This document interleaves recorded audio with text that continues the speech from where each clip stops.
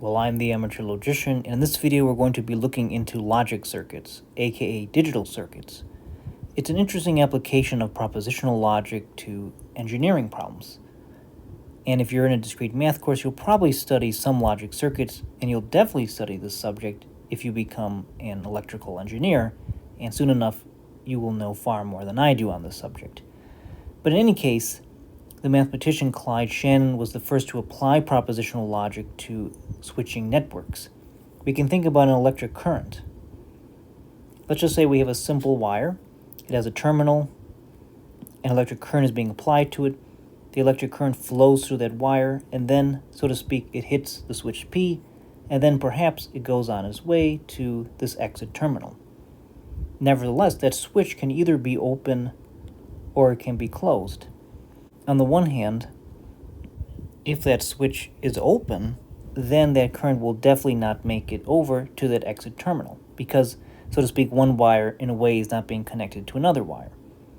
So if we have that open switch, we might think of it as being off. Alternatively, we can think about the language of binary numbers and assign it the value of being 0. Or in the language of propositional logic, we might say that it is false. It has that truth value. On the other hand, if we have a closed circuit, then that current will definitely go through and reach that exit terminal. So we might think of that switch as being on, or the number 1 in the language of binary numbers, or having the truth value of being true in the language of propositional logic. Now we can arrange switches in various ways. For example, we can have two switches in a series. We have this terminal, an electric current is being applied, the current flows through this wire, hits P, perhaps it continues to Q, and then perhaps to that exit terminal. The question is, when will the electric current reach that exit terminal? Well, clearly both P and Q have to be closed, or on, or have the number 1 assigned to them, or both be true. So in fact, we can model that situation into the language of propositional logic with a conjunction. We can say P and Q. P has to be true, and Q has to be true in order for that electric circuit to have the current go through. We can also have two switches in a parallel. So we have this terminal, but then it branches off. On the one hand, it goes to P. On the other hand, it goes down here to Q. And so, for that electric current to get through to that exit terminal, all you need is one of those switches to be on, either P or Q. So we can model that into propositional logic with a disjunction, P or Q. P has to be true or Q has to be true. P has to be on or Q has to be on. P has to be a 1 or Q has to be a 1. Now, in these logic or digital circuits, we have various diagrams. So if you look up here, we have a so-called AND gate.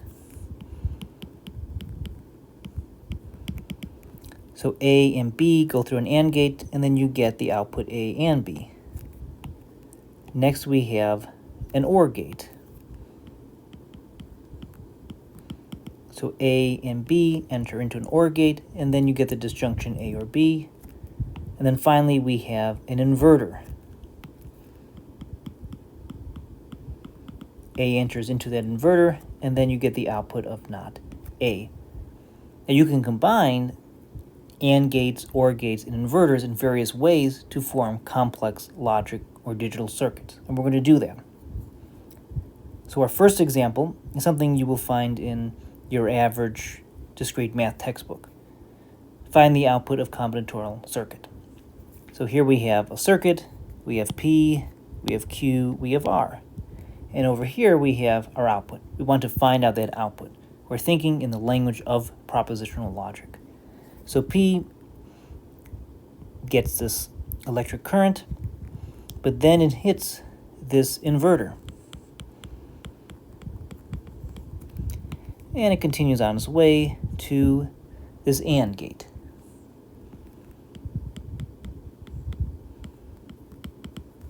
And also notice this Q goes along this path. It also hits an inverter, and then it comes to that AND gate.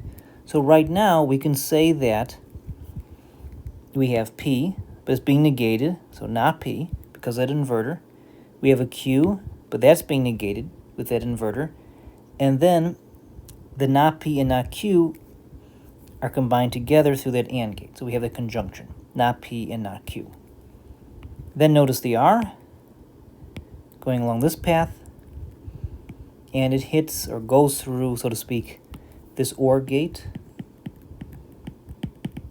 But so does that not P and not Q. It's going through that OR gate. So we have an R, but it's being combined with this not P and not Q.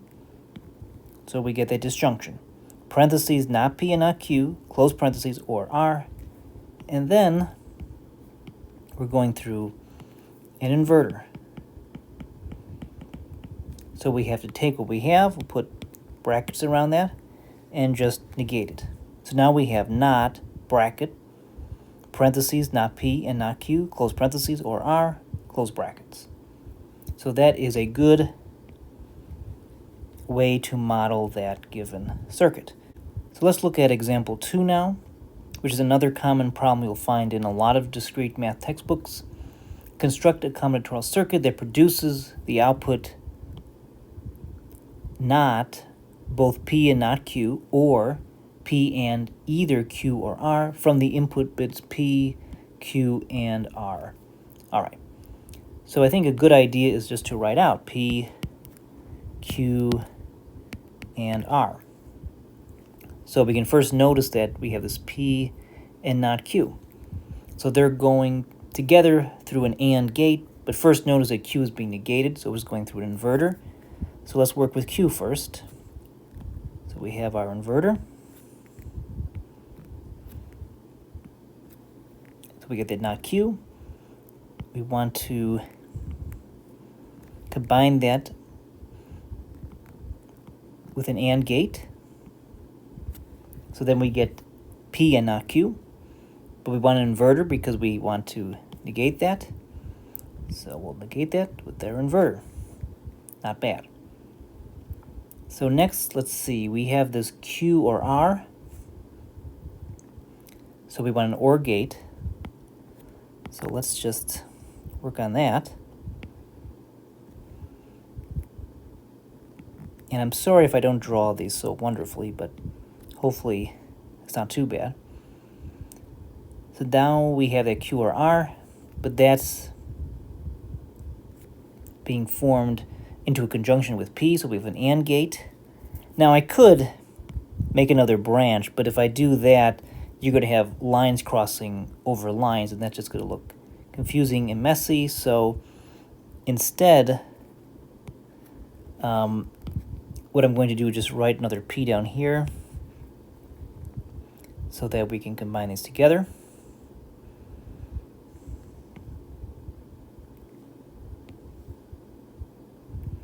Through our AND gate. So that is P and Q or R. And then notice the top and bottom, this not both P and not Q, and this P and either Q or R come together through that OR gate. So we'll just do that here through our OR gate. That should do it. That should represent that output. And we can review this. Look at P and not Q.